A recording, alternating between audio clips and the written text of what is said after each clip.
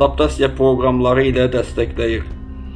Cəmiyyətin bu qədər sakit və balanslı olmasının səbəbi Lagon fəlsəfəsidir. Yəni hər şeyin yetərincə olması.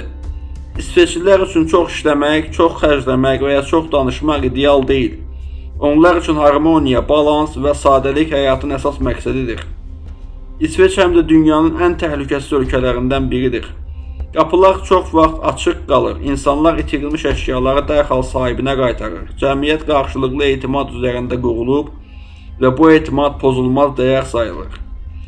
Sonunda isə bir maraqlı fakt. İsveçdə uşaqlar məktəblərdə iqlim dəyişiklikləri və ekoloji həyat haqqında xüsusi dərslər keçirirlər. Yəni gələcək nəsil təbiəti qorumağı sadəcə öyrənmir, yaşayır. Bəli, İsveç soyuq iqlimin, isti ürəklərin və ağıllı cəmiyyətin ölkəsidir.